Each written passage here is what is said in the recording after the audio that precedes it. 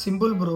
మన బాడీకి అది నార్మల్ ఫుడ్డా లేదంటే వే ప్రోటీన్ అనేది తెలియదు. ఒకవేళ అది ప్రోటీన్ అయితే గనక అది బ్రేక్ డౌన్ చేయడానికి ట్రై చేసి మన మజిల్ బిల్డింగ్ అయితే గనక ఆ ప్రోటీన్ యూటిలైజ్ చేయడానికి ట్రై చేస్తుంది. మీరు నేచురల్ ఫుడ్స్ అంటా ఉన్నారు, కానీ ఇక్కడ వే ప్రోటీన్ అనేది కూడా నేచురలే. కాకపోతే ఫిల్టరేషన్ ప్రాసెస్ అన్ని జరిగిన తర్వాత వచ్చే బై ప్రోడక్ట్ వచ్చేసి ఈ whey protein.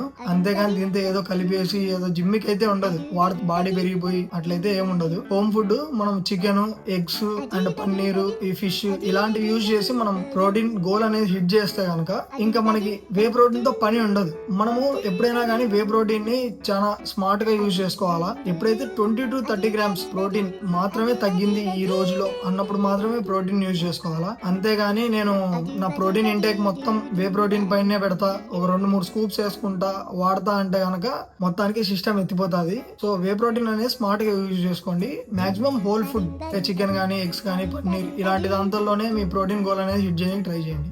Let's go boys.